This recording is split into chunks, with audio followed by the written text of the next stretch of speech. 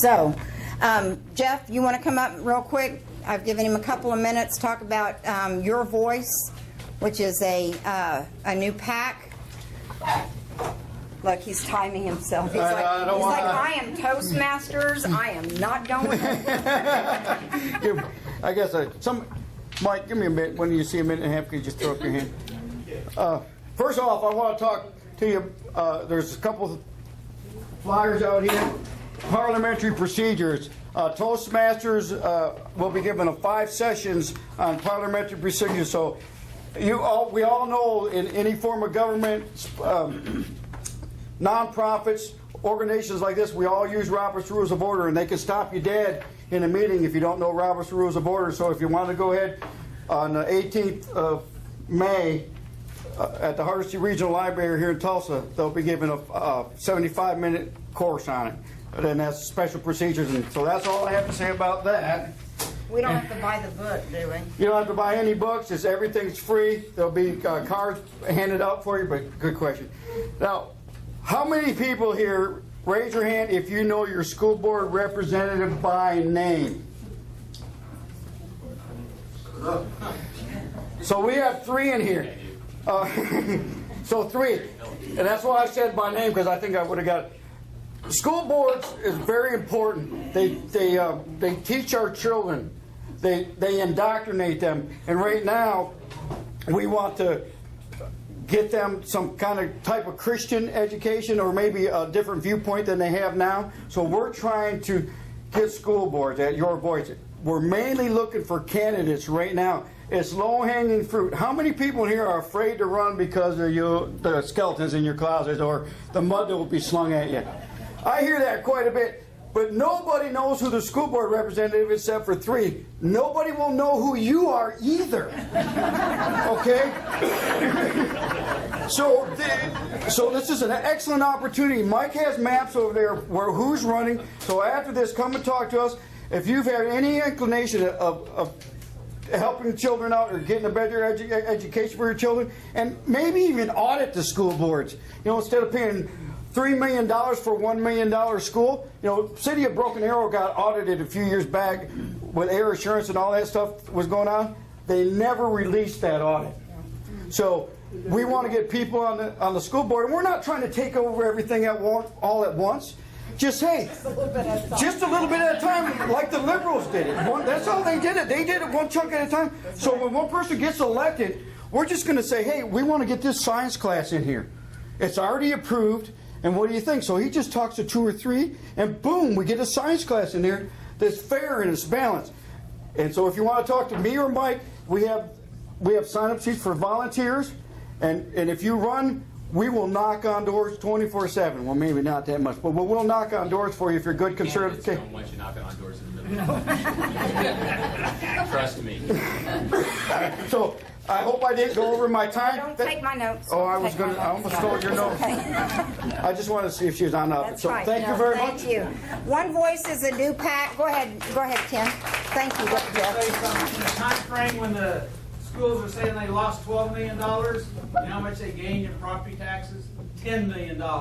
Make them account for all their money, not just the centrally formulated money. Well, and the teacher pay raises. I mean, granted, the legislature can set what their base salary is, but ultimately it's the school board that sets the pay of the teachers in their district.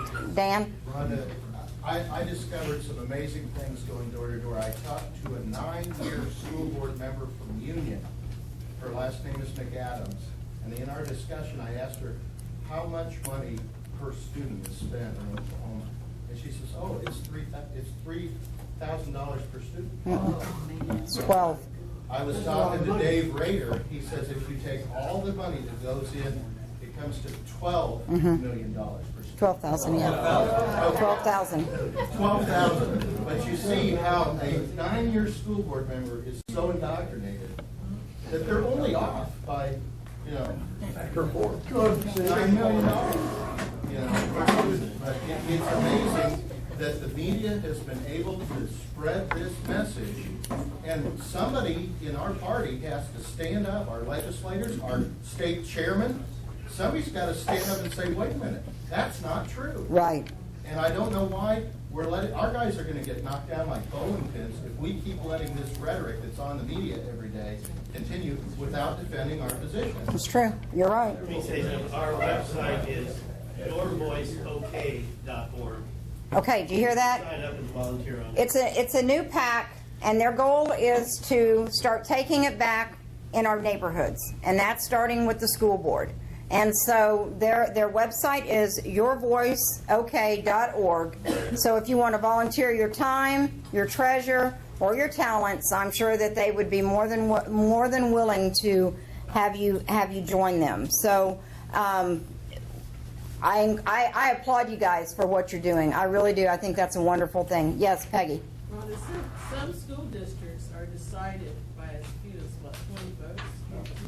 Yeah, I mean, Yeah, if you think that the vote count for a special election was low, Oh, my goodness. it's even worse for a school board because nobody knows when it is. It's right around, you file in December, it's usually around Valentine's Day when it occurs, and nobody ever thinks about it because we're too busy getting ready. We've either come off of elections in November and we just don't think about it. So Usually they're just unopposed. 2006 in Broken Arrow, they've been unopposed, and the last vote was decided by 20 votes. So Yeah, and- you have a real good chance of winning with this team knocking on doors and this your organization training them how to run. You have a real good chance. This is low hanging fruit. it is. Darlene, you want to come up and talk real quick about, Darlene's going to talk to you about our new lending library and then also about donations. Donations? Okay, we are starting a new lending library. There are books that you will find there you will not find in the library.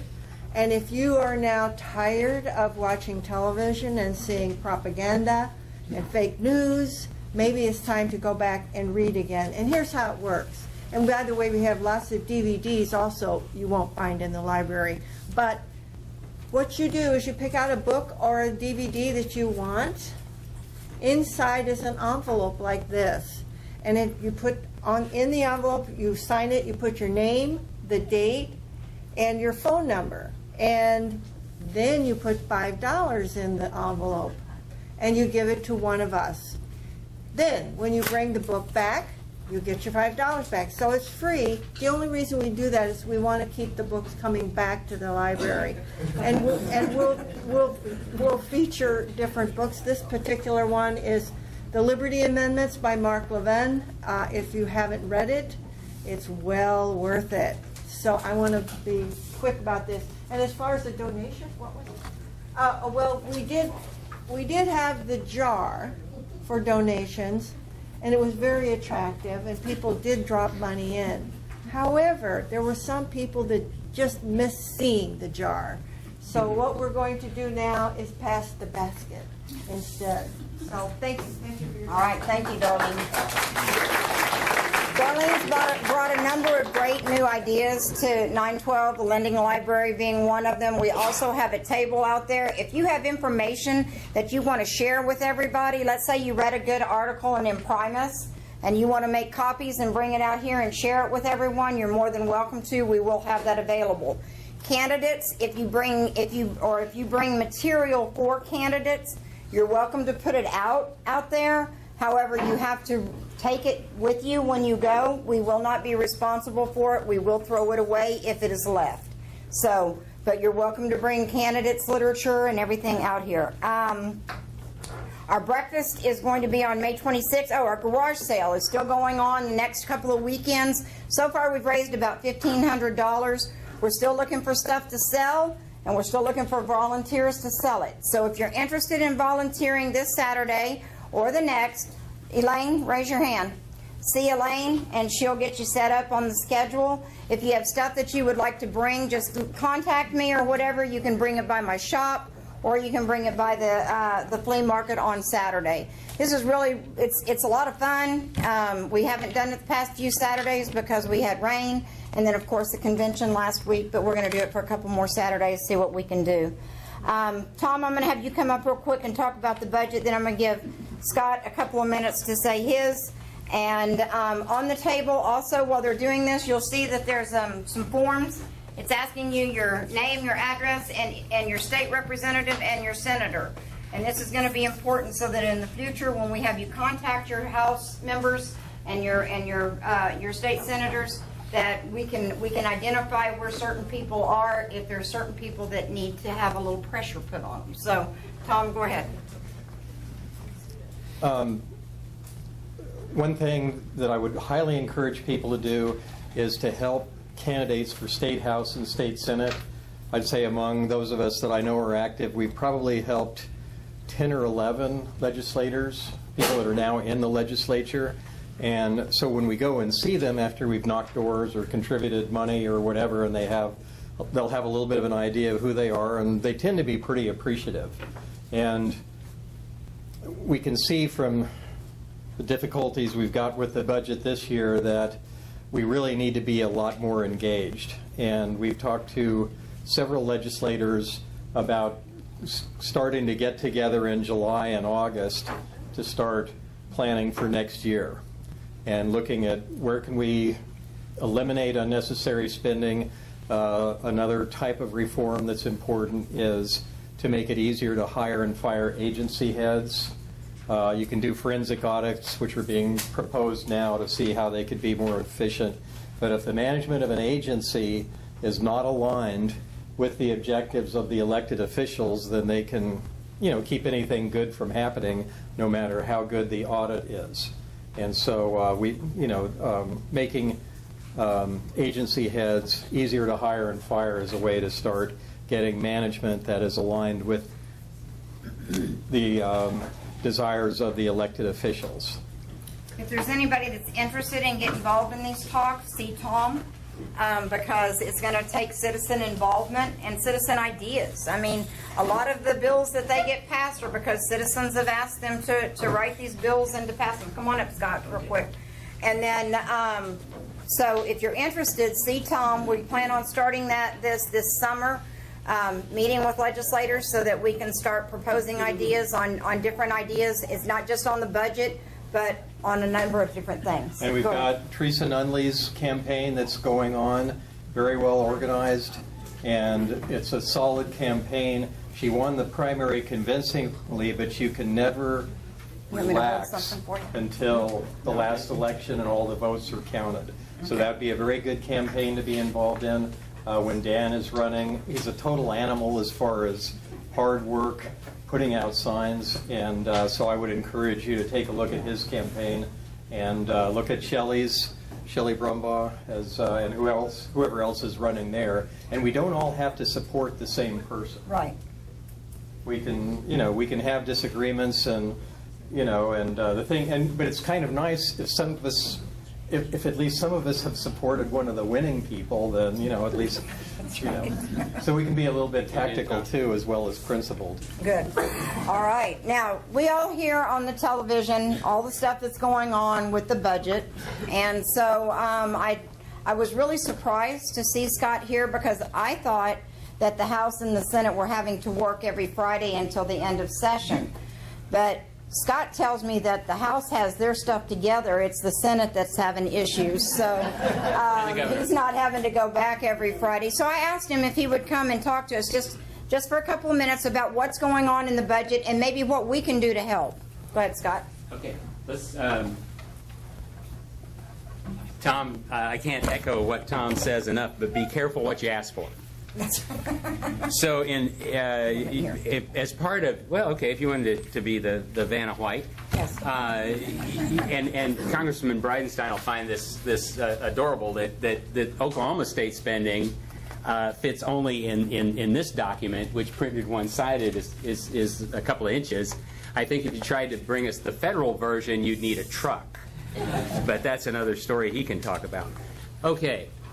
When you're a freshman legislator, you hate the learning curve, but you persist. So I asked the guy that sits in front of me, I said, where are the numbers? Now, I knew about this because this is a so-called consolidated annual financial report, and its nickname is the CAFR. So this is the CAFR for the fiscal year just passed. it takes about 6 months for this thing to come out. If you want to, in the real world, we always compare budget to actual, right? So where does that happen in government? Well, it really doesn't.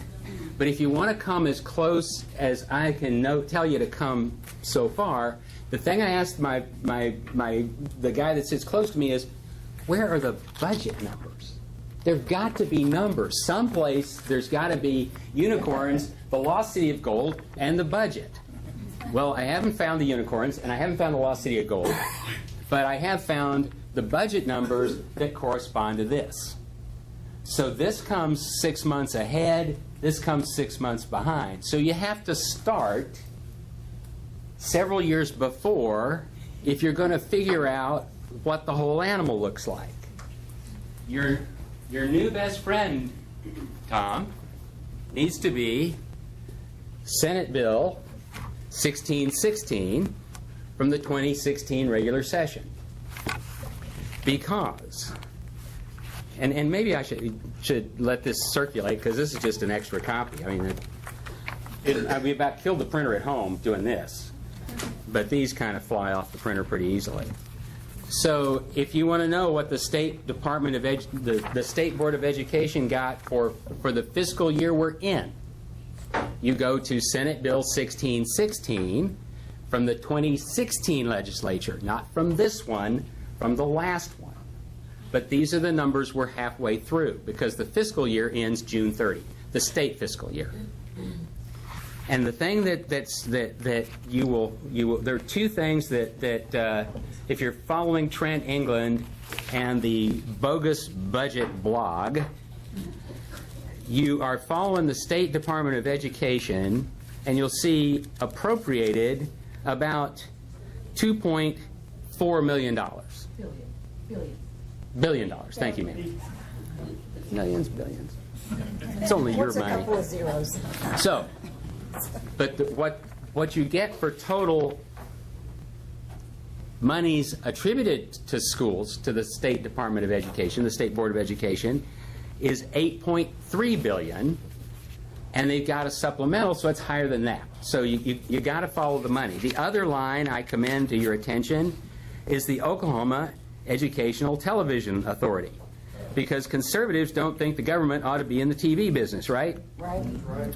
Well, we're in the TV business to the tune of $3,920,877.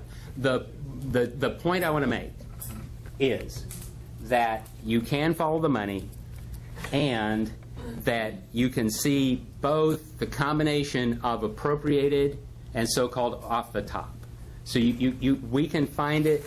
We can, Tom, you and I, and maybe we can get some helpers, can use this and this to try to get a handle on what comes after the one we're going to finish. Because, and we recognize Ken in just a second, now I'll go away. Or no, I'll stay, but I don't want to. Yeah, we got to get to the gym. You got to get to Congressman Bridenstine. You got to get to the meeting. I just want to know if property taxes are included in that. I can tell you it's not, but that's just money from you guys. It's in the 8.3. But Property tax is included in that? Property tax is included in the 8.3 billion? because ad valorem is part of the so-called off the top, and so there are all sorts of places that you have to go looking for the money. That's the part of the learning curve that also starts after July 4th, and that's the so-called state funding formula. But that gets you to $12,000 per student, not Right. $3,000. Right. Which was what they're telling Right. us. So Dan, I'm offering Teresa a seat at the table, because if there's anything that they could have taught a freshman legislator to study going in, it would have been this. Can you say that on the radio? Well, I probably Sir, I could. would suggest to you, you're only seeing the centrally assessed property taxes for the airlines, railroads, and all that. You don't see the regular property taxes here at the local community. Follow the money. That's it. This year, it is so in flux. I could tell you every deep, dark secret I know, and it would not be worth what you heard Monday morning. No one. There are going to be 150 disappointed people in the Capitol. Nobody is. The 101 reps, the 48 senators, and the governor. None of us are going to be happy. It's going to be this big stinking pile. I mean, it just is. But if we all congratulate ourselves at sine die, and we move upwind and kind of like, well, that wasn't so bad. Next year will be better. We're going to have to remember how bad this one smells, or the next one's going to smell even worse. Right. It's not going to change unless we do a lot of work. That's right. So. But I will answer questions. We if you appreciate it. think. Well, I tell you what, let's stay after. If you have any questions that you would like to ask Scott, I would encourage you to stay afterwards and let's get those questions answered. I do want to ask you to pray for our legislators. They are under a lot of pressure right now. They're under a lot of pressure from the governor because, of course, the governor will veto any budget that doesn't have revenue increases. Or that's what she said. They're under a whole lot of pressure right now. They're coming out. It almost looks like they're coming out with new bills every day of ways to come back and cap your deductions, or to do whatever to to try and get a budget. Now, my whole thing is, for you and I, if our budget we have a budget shortfall, we have to make pretty tough decisions on where we're not going to spend money anymore. But I don't know. That doesn't seem to work in Oklahoma City or in D.C. So I would encourage you continue to call your legislators up until the day it's done, and let them know how you feel. And because if they're not hearing from you, they're hearing from lobbyists. Two things. One, I found on my first day that you can look a lobbyist right back in the eye and still exist. You will not vaporize. That's an important thing to learn. The other thing is, even if you think we know what you want, and we agree with what you want, send us the email or make the call anyway. Because then it's like, I've got 10 emails, I've got 50 emails. It's like, hey, lobbyist, here's what my constituents are telling me. So please do make the point of just sending those emails, even if you're in agreement with your rep. Okay, that's a good point. Especially if you're in agreement. Right. It's ammunition. All right, guys. Well, what we've been waiting for is to hear from our Congressman Bridenstine. We get to hear about the budget there and what he's been doing on that and why he voted in opposition to the omnibus. Thank you very much.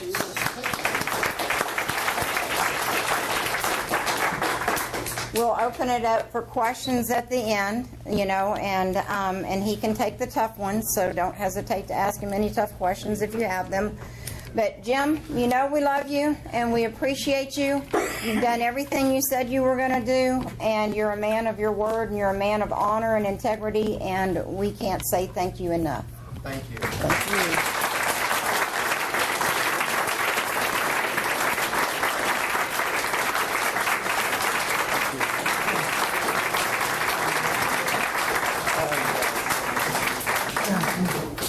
Well, thank you for that.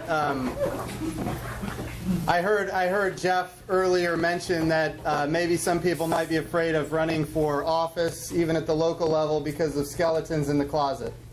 I'll tell you, I've now been in Congress for 4.5 years. The place is loaded down with skeletons. It doesn't matter anymore, because even if you don't have any skeletons, they'll just make them up about you. So I'll tell you, that should not be your deterrent. If you think you're the right person for the job, I would highly encourage you to run.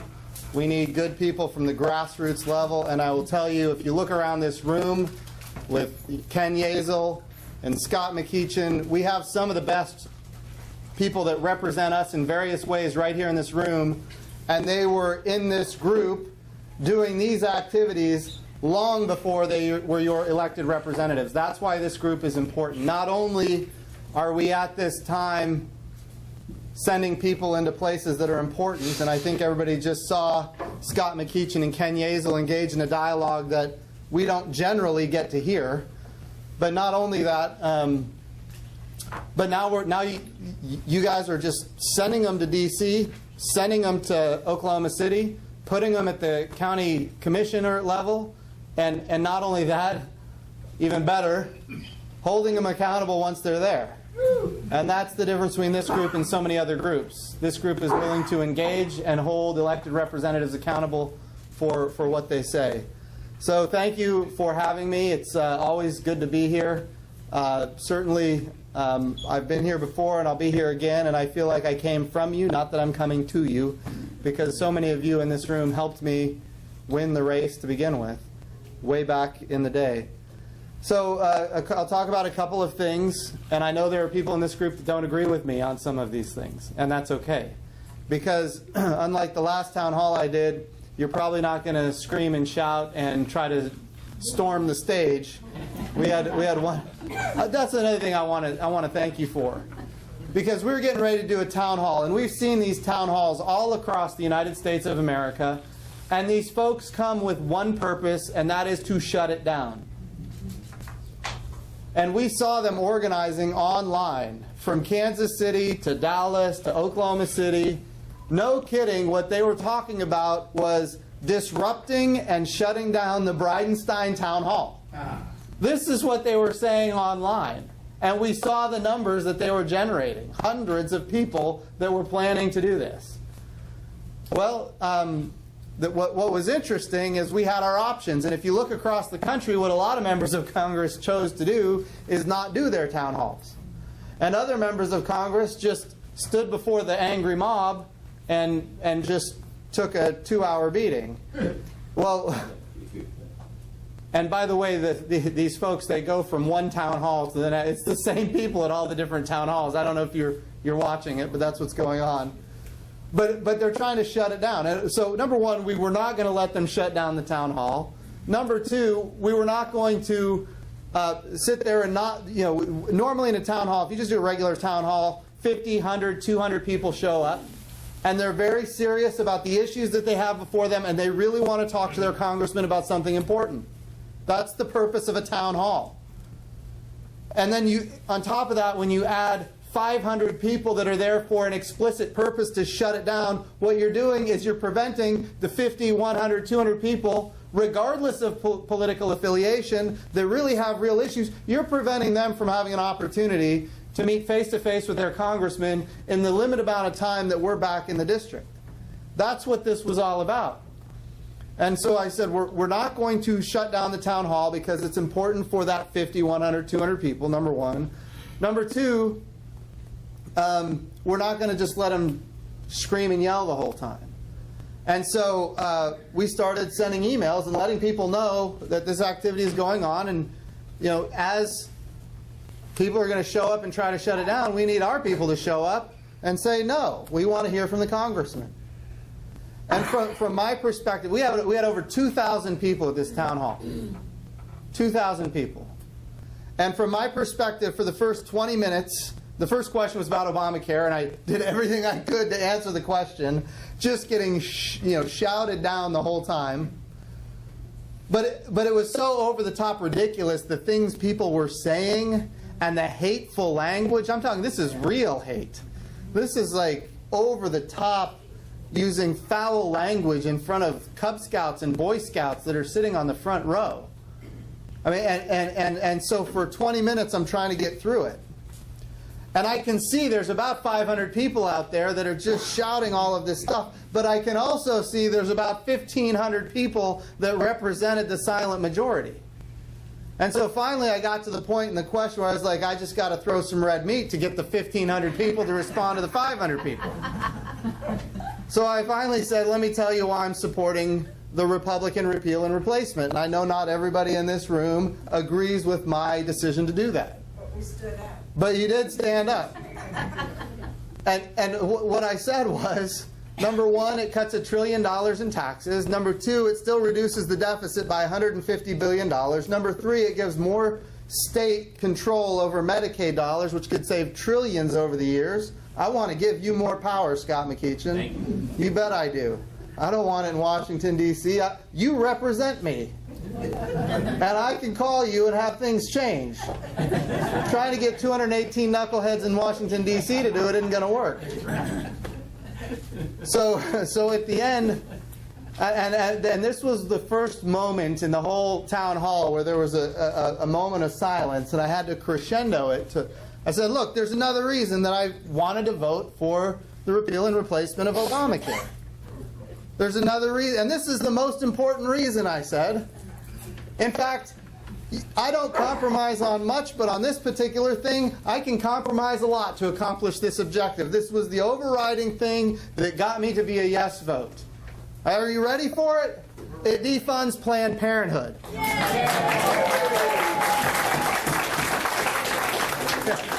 And interestingly, for the first time, I think, in these town hall venues, you saw that 500, I don't know how many people it was. It was a lot. You guys were there. There was a lot of people there that were there to just shout it down and shut down the town hall. You could just see them sit down. From my perspective, the 1,500 that were being polite were on their feet cheering, and the others, for the first time, were sitting down and silent. Don't get me wrong, it only took about 30 seconds before the hate started coming back again. But you could tell that they were not expecting that. They were used to having this ability to shut down a town hall. And for the first time, they were demoralized. And it's because you guys were engaged. And so what I would like to encourage you to do, as people do town halls, on whoever it may be doing a town hall, I know right now Republicans are feeling good. And Republicans are feeling, and I'm not saying everybody here feels good, I understand. But Republicans have the House of Representatives, Republicans have the Senate, and Republicans have the presidency. And when this happens, Republicans like to sit back and be like, yeah, okay, we're good for a while. In the meantime, on the left, they're just doing the opposite. They're getting more and more engaged.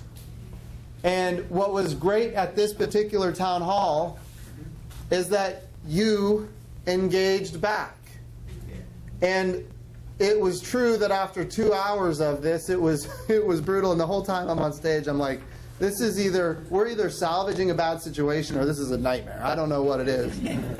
But when it was over, we had Democrats call and apologize for their own party to our congressional office. We got emails coming from Democrats that said, look, I'm not part of them. I was there for a real reason, and those were not people that represent me. And we actually had one person send call in, and I remember her. I remember her very clearly. She apologized for her behavior. She identified who she was. She was one of the people that was being at times obnoxious, but she was not being in an ugly way. She was just being obnoxious. There was no foul language, if you know. And she called later and apologized. So overwhelmingly, I think it was a success, but it was not a success because I took a beating. It was a success because so many people, just like you, showed up and decided to engage back, even in a time when Republicans are feeling good. And that's important. So when your elected representatives that hold your ideals have town halls and other people are trying to shut them down, I highly recommend that you be there for them, because it makes a big difference. And you being there for me at that time made a big difference. And I know Rhonda was sending the emails and doing the Facebook and getting everybody in this room fired up to show up, and I appreciate it. That's what the 9/12 project is all about. Conservatives supporting conservatives, and conservatives holding Republicans accountable when they're not conservative. So it's a good thing. On the health care thing. So, I'll share with you some of my thoughts on it. This is not going to make everybody in this room happy, and I understand this. But I want to share this because it's important about truth. Truth matters. And I have been hearing overwhelmingly lies be told, and nobody pushes back on it. The media repeats it. And the lie is that if you had a pre-existing condition, if the bill the Republicans pass goes all the way through, you're not going to have health care. That's the lie that's being told. We have covered this over and over every which way since Sunday. If you have a pre-existing condition, you're going to get health care. That's going to happen in this bill. But what happens is somebody goes out and says it, and then the media repeats it, and then it becomes this frenzy, and it's completely not true. Now, again, I know not everybody agrees with the plan to do that and that it should be managed by the federal government. I understand that. But I would also tell you that truth matters, and I'm going to tell you the truth about what's in the bill. People with pre-existing conditions are going to be covered. That's in the bill. And every which way you look at it, they're covered. Now, the challenge is, when you think about what we can do in a budget to deal with Obamacare, you were saying earlier, Scott, you were saying, what does the budget say and what is actual? Well, we do that every year in the House of Representatives. It's called a reconciliation bill. So we pass a budget that says what we're going to spend, and then we pass bills that have nothing to do with the budget. And then we get one bill every year where we can reconcile the differences. That's why it's called the reconciliation bill. It's the only bill that we do, and we only get one every year. It's the only bill we do where in that reconciliation you don't have to have, there is no filibuster in the Senate. You only need 51 votes. You don't have to have 60 votes. So when we do the repeal and replacement of Obamacare, does anybody in this room believe we're going to get a Democrat in the Senate to vote for that? No. So what does that leave us with as far as options? That means we're going to be doing it in reconciliation. The challenge with reconciliation is there's a law from 1974 that says what you're allowed to do in a reconciliation bill. You can do things that deal with spending, and you can do things that deal with taxes. Most people in Washington call it revenue. I'll call it what it is. They're taxes. So that's what you can deal with. You know, if you're dealing with mandates or policy or regulations, rules, if you're talking about those kind of things that don't have an impact on the budget, then you can't do it. And I understand that a mandate or a rule or a regulation has a cost to you. I understand that. But if it's not a measurable cost to the federal government, then it doesn't get counted. And so we can't do it in reconciliation. So when you do a reconciliation bill, which is what you have to use in order to repeal and replace Obamacare, and you do that particular bill, you're limited in what you can do, which is why what we passed is nothing that any of us would have passed had we just gotten to design our own health care system. In fact, if most Republicans had their way, I should say a good number of Republicans had their way, it would be managed by the states, not by the federal government. But in this particular case, if we do nothing, Obamacare stays in place. If we do what we can get done, we can bring a little bit of relief to our constituents. And there is an argument that I heard loud and clear on the Hill that we ought to do nothing. I heard that over and over again. This is Obamacare. Obama did this. It's collapsing. The Democrats own it. Let it fail. It is in a death spiral. And everybody agrees with this. By the way, Democrats agree with this. You hear them say all the time, we have to fix Obamacare. They don't want to repeal it. They don't want to replace it. They want to fix Obamacare. You hear them say it all the time. Implicit in that statement is that it's broken. And you don't have to look any further than the state of Oklahoma to know how broken it is. We're down to a single health insurance provider in the state of Oklahoma. That health insurance provider raised rates 76% last year, and that's after what they did the year before, raising them an equivalent amount. And then when you think about the fact that premiums are not only going up 76% per year, but deductibles are so high that people don't even feel like they have insurance at all. So who wants to buy health insurance when your premium is $15,000, $20,000 a year, and you're not even covered until you spend $8,000 out of pocket? People saying, I don't need it, they leave the markets. Well, when the people leave the markets, guess who else leaves the markets? The insurance providers. Which is why in the state of Oklahoma we're down to a single health insurance provider. It's why premiums are so high, because then you have pricing power with monopolistic behavior, and on top of it you get extremely high deductibles. All of this colludes to wreck the insurance markets in the United States of America. Yesterday I did a town hall. A few days ago I was talking to somebody about how Aetna was down to 4 states. They're only going to be in 4 states in 2018. Yesterday I did a town hall. It was the Glenpool Chamber of Commerce, and I was telling them how Aetna is now down to 2. They're only going to be in 2 states. This morning I wake up and Aetna is out altogether. They're no longer in the individual market, they're out. And that's why you're seeing a third of the counties in the United States of America are down to a single health insurance provider, and it's going to 2/3 quickly, and soon it will be 3/4 and so forth. It's not slowing down. This is called a death spiral, and everybody recognizes it. And the Democrats are saying we've got to hurry up and fix Obamacare. They're recognizing it's not going to work. Now one of the solutions they hear from the Democrats is, okay, well, we're down to a single health insurance provider in all of these states. We need to have competition, so we'll create a government insurance provider to compete against the private sector.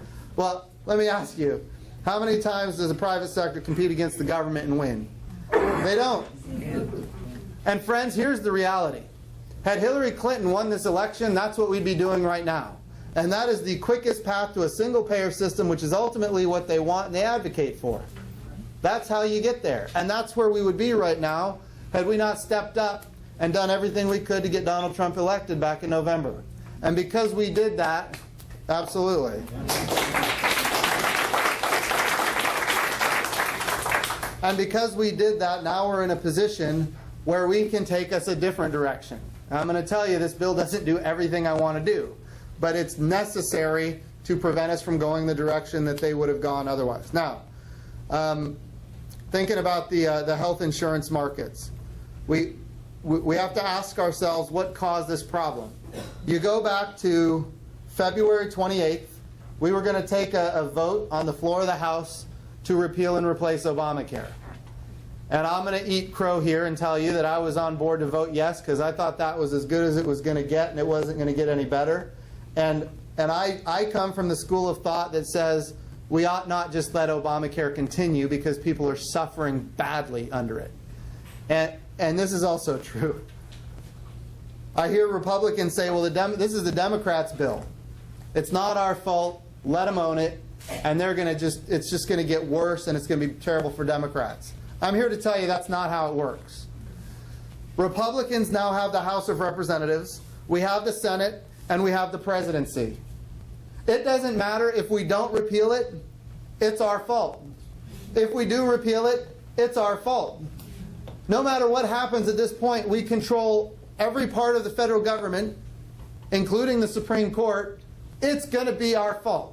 And I want to be clear, the Supreme Court is not a political organization, at least it shouldn't be, although it has been made that way in recent years.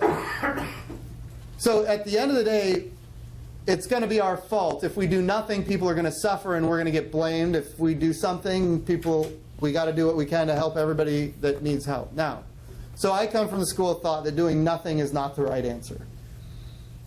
And so I thought on February 28th, I had a meeting with the president and the vice president, and I was overwhelmingly convinced this was the end of the road. They were done negotiating, and we're not going to get any better. And when I left the Oval Office, I was still undecided. I was very clear, I'm undecided.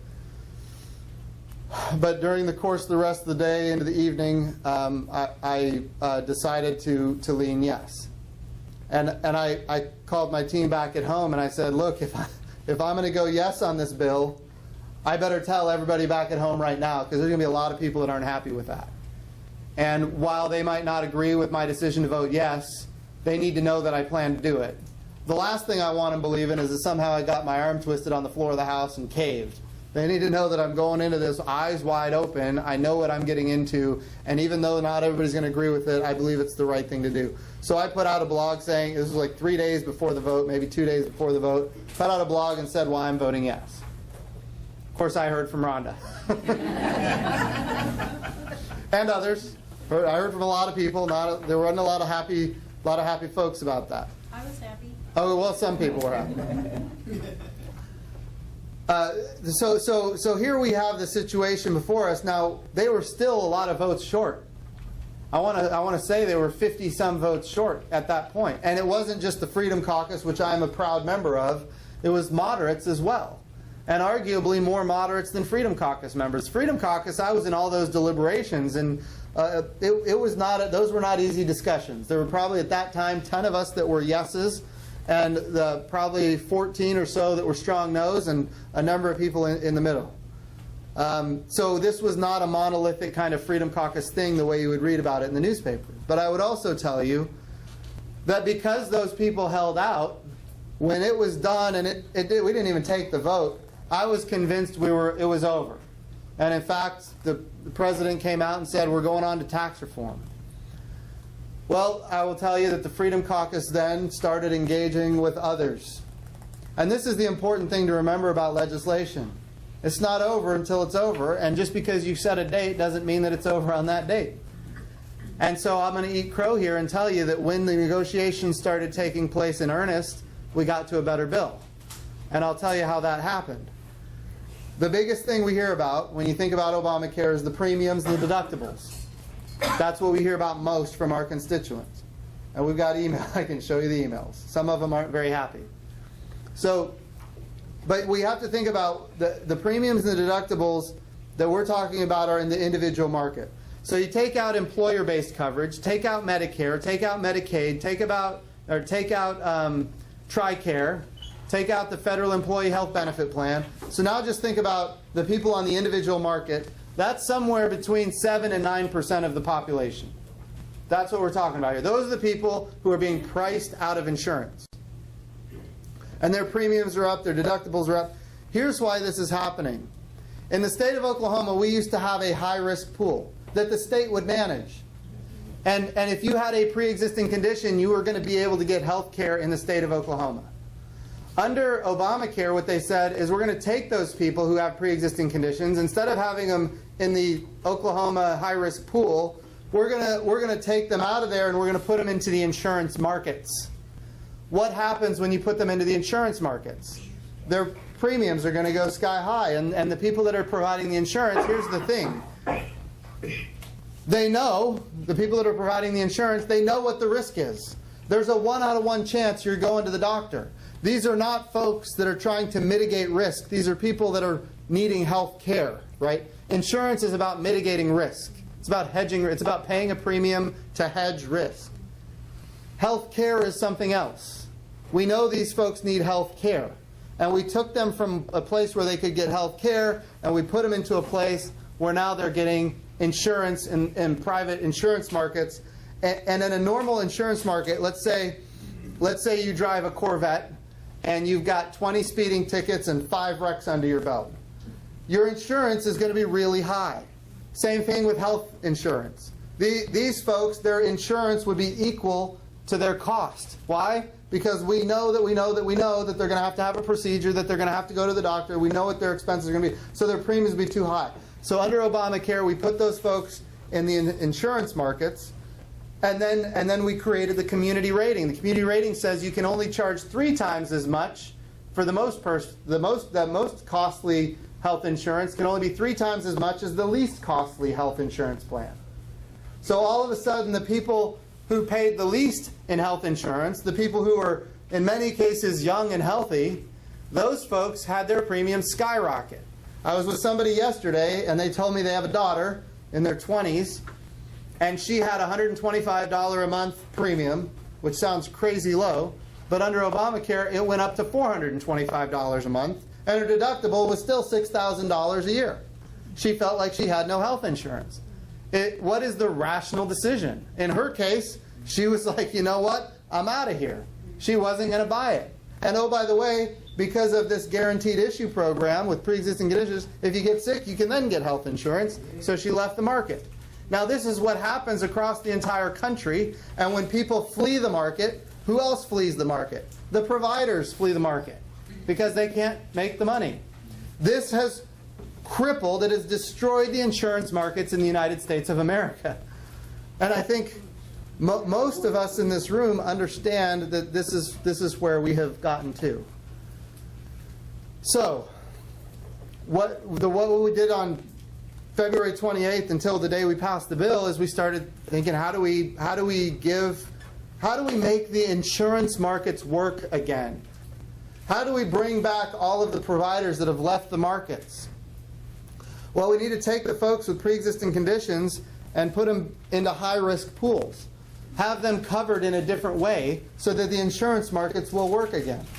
And ultimately, in the bill, there is a waiver clause that if the state of Oklahoma sets up a high-risk pool to make sure people with conditions are covered, which is where they were before, if the state of Oklahoma can demonstrate that this is going on, then they can get a waiver from all of these onerous regulations in the individual market. Some of those onerous regulations include me having coverage for pregnancy. If I'm in the individual market, I have to be covered for pregnancy. Well, I'm not at high risk of being pregnant. and there's a lot of people in this room that are not in high risk of being pregnant. I'm also have to buy insurance for breastfeeding. Now, I'm not at a high risk of being, having to learn how to do breastfeeding and those kind of things. And of course, there are a whole host of other kinds of, insurance mandates in the Essential Health Benefits Program, where, I have to be covered for mental illness. Now, it is true that Democrats probably all believe that I am mentally ill. At age 41, I don't use drugs. I don't drink alcohol. I'm 41 years old. I have no history of mental illness. I don't think it's a high risk that I'm going to get mentally ill. I might not want to buy insurance for mental illness for myself. And in this country, I should have the freedom not to. And the another requirement is dental care. I might choose not to have dental care. Well, now under the essential health benefits, I don't have that option in the individual market. So once you get a waiver for the state of Oklahoma, then a lot of these things that drive up the price of health care, they go away. And the state of Oklahoma is more in control of health care in the state of Oklahoma. And that's what I support. So what I will tell you is, again, we're talking only about 7 to 9% of people who have health insurance. That's what we're talking about here. And the state of Oklahoma now has options to relieve the pressure on that 7 to 9% by demonstrating to the federal government that we're going to cover people with pre-existing conditions in another way. The bottom line is we need the health insurance markets to start working again. We need people to have choices and competition. I will tell you, is this the free market, bill that I would have done? No. But can we do this in a reconciliation package? Yes. What I'm now hearing, though, from the Senate is that they're going to start from scratch and do their own bill. So here we were bending over backwards to comply with their rules, and now that the ball's in their court, they're moving the goalposts, which should not have been unanticipated, but it was. But that's okay. They're going to pass their bill, and I'm a little concerned that it might be Obamacare Plus. We're going to find out what ultimately it looks like. But then it's going to have to be conferenced with the House, go back to both chambers for passage, and then on to the President's desk for signature. Here's what I will tell you. We just got to first base. This thing is long from over, and it's certainly not a guarantee.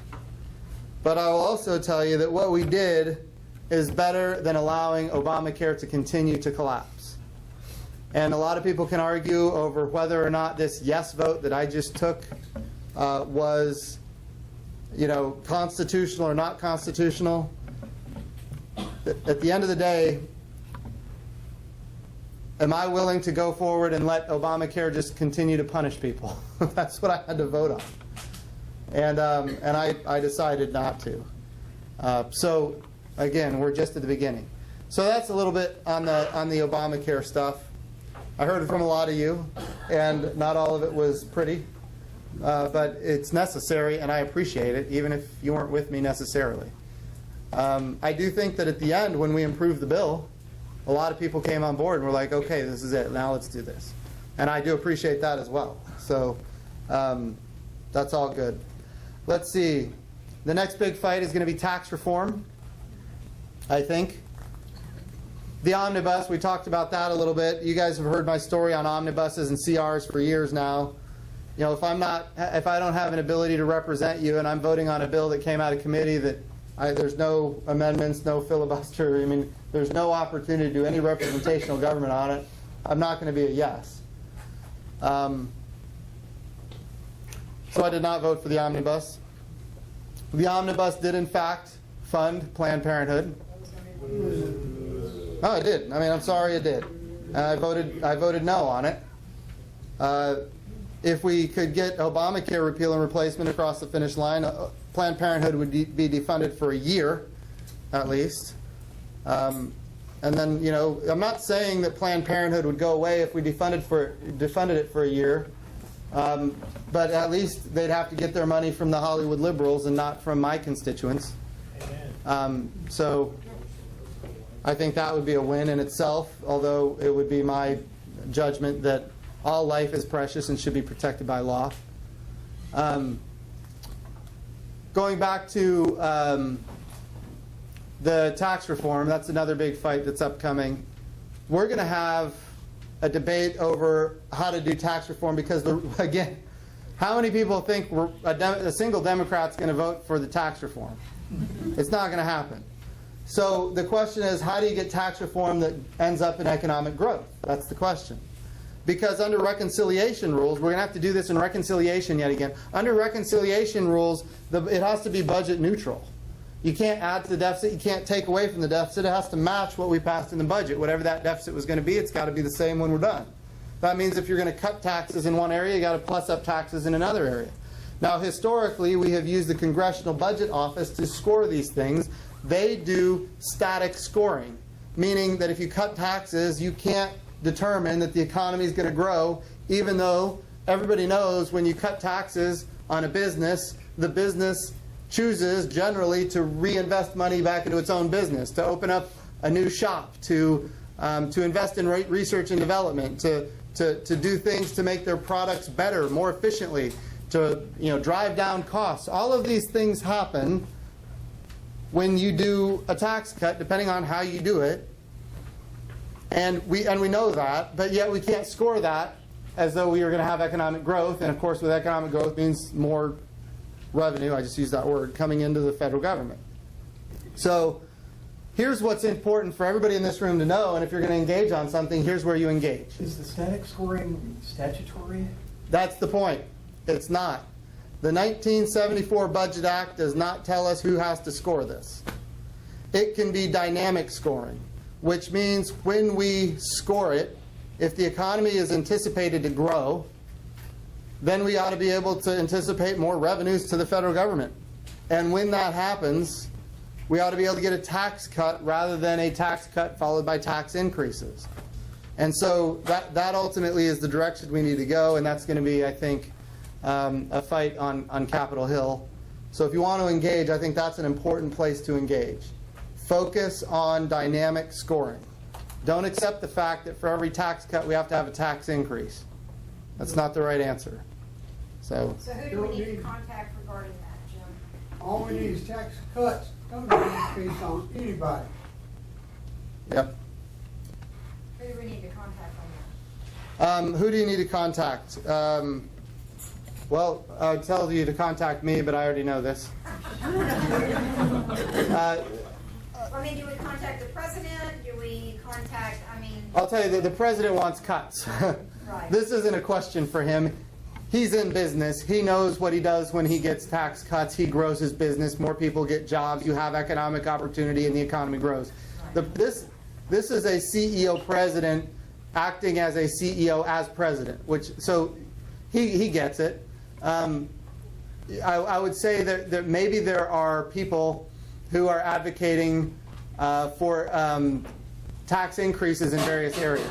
One of the ones that I'm not fond of is the border adjustment tax. There are a lot of Republicans that are fond of the border adjustment tax. That's going to be a revenue increase that offsets the tax cuts on businesses.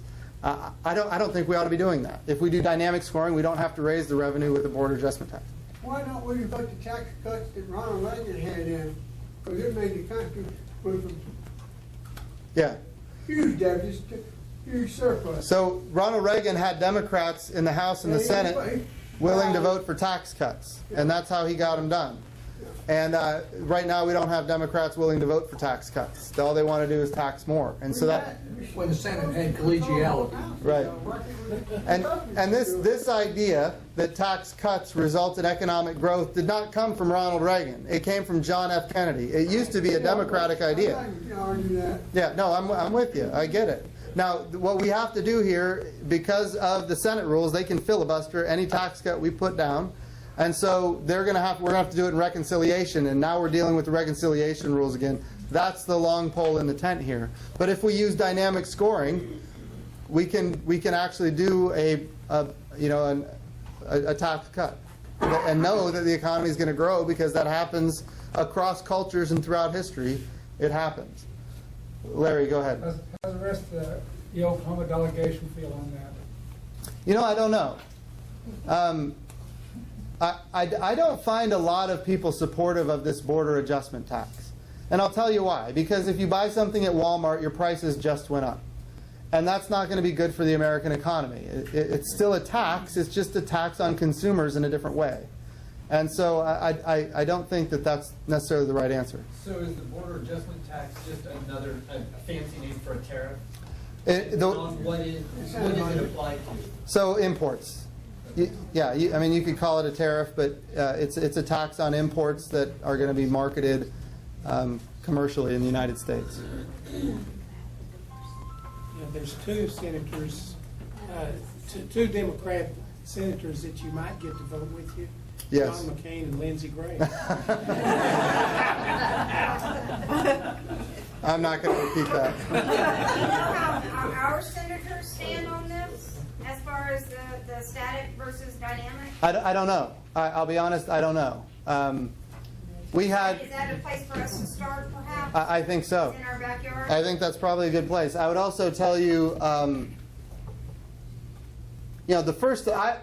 was under the assumption that people were telling me the truth when they said the CBO has to score this. I was believing that. Larry Kudlow came to the Conservative Opportunity Society, which is a group run by Steve King from Iowa. And Larry Kudlow came and said, no, we need to go back to what we did under Ronald Reagan with Art Laffer and grow the economy by cutting taxes, not by doing some tax-neutral kind of policy. And Larry Kudlow said, nothing in the 1974 Budget Act mentions the CBO. You can have anybody score this. And it can be budget neutral if you do dynamic scoring, even though it's a tax cut. Isn't the CBO very rarely gets it right, it seems like. And then also, are they not only allowed, they only take the information that they're given. They're not exactly able to look at the entire picture. They're only to use the information that they're given. Is that correct? That's exactly right. So that's one of the challenges that we had with the CBO on the whole, the Obamacare repeal, which is the CBO can only score the law. And there's the law that we're proposing. There's a whole host of deregulatory things that are going to go on through Health and Human Services, and Tom Price from Georgia, who now runs Health and Human Services as its secretary, and he's going to do these deregulatory efforts, and none of that can be scored. Plus, there's executive orders that can be done. So none of that can be scored. And then on top of it all, we just repealed almost $1 trillion worth of taxes in Obamacare itself, which is why that bill was important to get done first. Because now when we do other tax reform, that's not even on the table for negotiation. Now, again, we're not there because that bill is still in the Senate. Now, I don't know what's going to come out of the Senate, but I hope it doesn't. Generally, things don't go to the Senate and come out more conservative. We'll start here and then go over to Lois. These reconciliation rules, are they affecting the personal mandate? I have a 26-year-old who's a bodybuilder, has a lot of expenses, and does not want to purchase insurance at this time. Yeah. Does he have to purchase insurance under this bill you're pushing, or have you removed that individual mandate where he does not have to buy it? The bill that we passed in the House removed the individual mandate, and I'll tell you how. Please.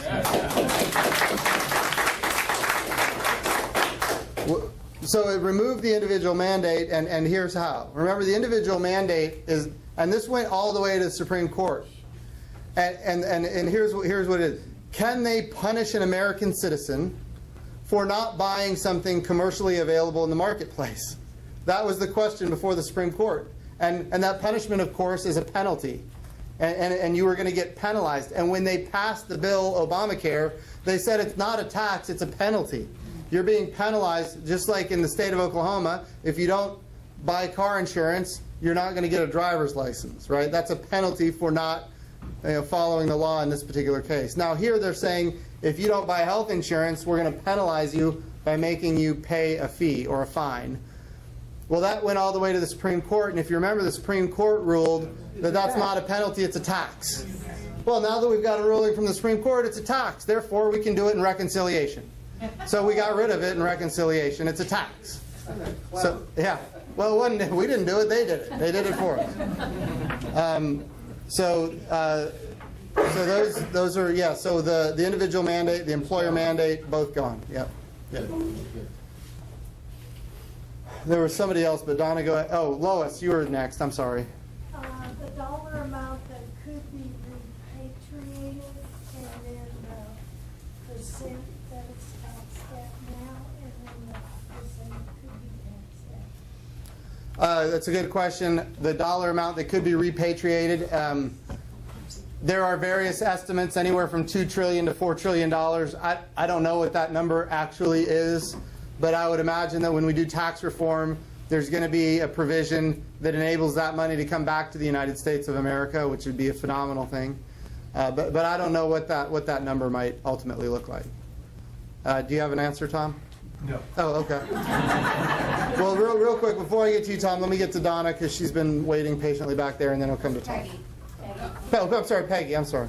Okay, it seems to me the people that are squealing the loudest about losing Obamacare are the people whose premiums are heavily subsidized by the government. I think I would agree with that assessment. And they're gonna claim they can't afford premium under the new policy, so how are we gonna deal with these people? Because there are a lot of them in the state of Oklahoma. Sure. So the question is, there's going to be a lot of people who are going to say that they can't deal with the premium under this new policy. Because they're not going to have their premium subsidized by the federal government. Right. So we have to remember, Medicaid still exists. And so I think that's going to be valuable to a lot of people. Medicare still exists. There's a lot of programs for various people that need help, and those programs are going to continue to exist. I would also argue that if the bill passes, which remember, it's only passed the House at this point, if it passes, premiums are going to come down. And that in itself will act as though it is a subsidy, just through having more market competition and market forces. So I would just say, let's wait and see. Don't get me wrong, it's never going to be over, and people are always going to complain. That's just the way it is. Now, that doesn't mean that that we're not doing things to help those folks that are complaining the loudest. We'll go to Tom Culver here, and then we'll go to the gentleman in the blue shirt and the red shirt. An impression that I got watching the bill get developed, it seemed like it was done in secret by a small group of people. It didn't seem to go through the normal process, and it didn't look like there was any coordination done with the Tuesday group, the Freedom Caucus, the Senate parliamentarian. It was just, it really seemed like a tremendous failure in leadership to me. And I'm just wondering if Brian just doesn't seem to be up to the job. He can't do that. How's he going to do anything innovative on tax reform or any of these other things? Okay, so I think your assessment is correct. If we would have done what we did on February 28th, if it would have failed and nothing would have happened after that, it would have been an utter nightmare. I would also argue that what Paul Ryan did at that point is he said, don't quit talking. And we went home for a week, and I got a lot of phone calls from people in the Freedom Caucus throwing around ideas because Mark Meadows was negotiating with people in Tuesday Group. Now, all of that was happening because Paul Ryan was committed to making the process work, even though, as you mentioned, it seemed like it came out of a dark hole, and all of a sudden we're taking a vote on it. We did, in fact, have weeks on the bill, but there were, as you mentioned, no real amendments to it that were of any substance. And there was no discussion on how to make it better. But when it didn't pass on February 28th, what you saw is a series of weeks and then months where the negotiations kept going. And Paul Ryan was a part of that. He was encouraging it. He was not trying to punish anybody. He was not trying to throw blame around. He, in fact, continued the process. And the White House was also very engaged. And I wasn't expecting that. But between the White House and the Speaker of the House and the various factions in Congress, for the first time after the bill was killed initially, you saw different groups coming together and negotiating a final settlement.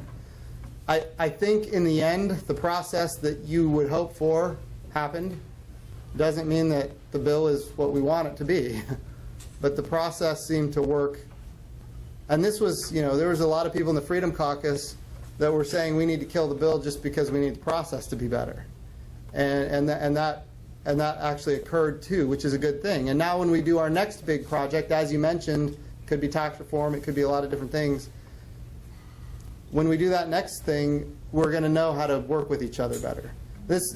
Paul Ryan actually said we're going from being an opposition party to a majority party to a controlling party, and we're learning. These are growing pains that we're going to have to go through. But the next time we do something like this, the process I think is going to be a lot better because of what we just went through.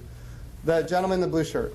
Deputy Blas, I saw her say that they passed a Education Freedom Act. I'm not sure the name of that was, but can you explain how that affects Common Core in Oklahoma? I'm not familiar with that particular bill. I'm not sure that's the actual name Okay. of it, but she said there is no more Common Core. It's all been given to the states. So we can make our own curriculum, whatever we want. Yeah, I don't know if that's exactly true or not, but I'm happy to look into it and see. And there's probably people in this room that know more about it than me. Go ahead. When would you expect the changes in the health department and so on? When would you expect those to affect the rest of the insurance that they've destroyed? That's a great question. Because once somebody leaves the market, how do you get them back? And I don't have an answer for that. So let's pretend the bill goes all the way through and all of a sudden insurance markets are able to work again the way they used to work. Will these insurance companies all of a sudden reconstitute themselves and come back into the market? Well, the insurance companies still exist. What you're talking about is a segment of the market, the segment of, like, the individual market. Yeah. Okay, I own a company, and I've got 30 or so employees, and we have health insurance, and there's a market that exists, and I had half a dozen alternatives, and I had, 50 or 60 policy choices from Blue Cross Blue Shield and 30 or 40 from Aetna and so on. So, right. But the cost is all higher. Right, and so figuring out number one, because right now there's this great uncertainty because we've already destroyed it once. Are they going to jump back in, trying to make it work, knowing that there could be another Democratic president in the future, and then they're going to build up their workforce and then destroy it all again? Now there's a huge amount of uncertainty, and that plays into decisions as well. Yeah, nothing will happen instantly, but right. There is a fair amount of competition, and when if they're able to operate and offer policies that are profitable, then they can move fairly quickly. Right. Aren't you talking about more like getting into a pool for insurance instead of just like individuals, is what Tom is explaining, where as an individual, I think what's going to happen, they're going to have to be able to join pools so that it's not just all in one person. But the requirements that were put onto all insurance drove up employer sponsored to the point where it's almost unaffordable. Yeah. It's the deductibles just skyrocket. All those things. It's still killing everybody else. But you know what? And I just want to say, just as an observer, sitting back and looking, you see that it's opened up a lot of other markets where the free market is taking over, where you have doctors that you can pay $50 or $60 a month to, and you can go and see them whenever you want. You don't have to wait for 3 months. There's the surgical center in Oklahoma City that they put their prices out there. You've got 30 days to pay for it, and it's usually a fourth to a third of the cost of what it would cost if you had insurance.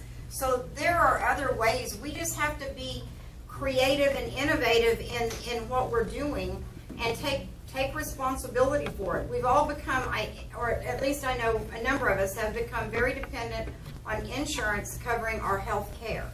And that's not necessarily what insurance is for. Insurance is to guard against more of the higher things that cost you money.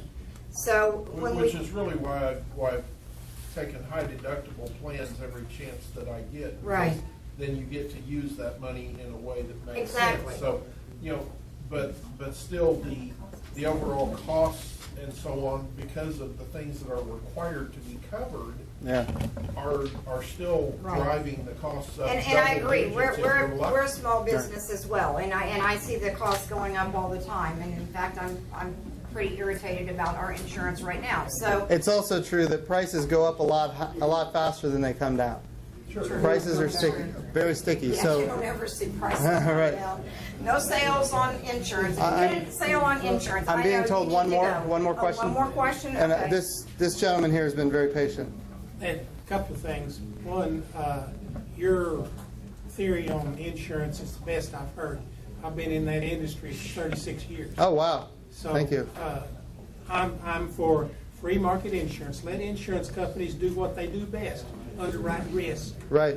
Have a high-risk pool for those people to keep them out of that risk pool, like you're saying. Right. No, I think that's I worked with right. Bob Archer over. Oh, yeah. There was a lady, how good Obamacare is, a lady came in the office, works over in the mall. She has Obamacare with a $900 a month subsidy, the only way she can afford it. Then, when she got her W-2 form to file her taxes, she made more money than she thought she was going to make, and therefore she didn't qualify for the $900 a month, and she has to pay it back now. Oh, wow. Yeah, there's so much uncertainty with healthcare and with health insurance. I just want to say this, Jim. We appreciate, and we would like for you to go back to the Freedom Caucus and tell them thank you very much for standing up for what's right and for having our backs. And in return, we've got your backs. Thank you. Because we appreciate you guys so much. Thank you. Because without the Freedom Caucus, guys, we wouldn't have what we've got right now. And we think that it's bad, but it could definitely be worse. And I want to thank you for being bold enough to step out there and participate as one of the founding members. Thank you so much. We appreciate Always it. good to you. Thank you.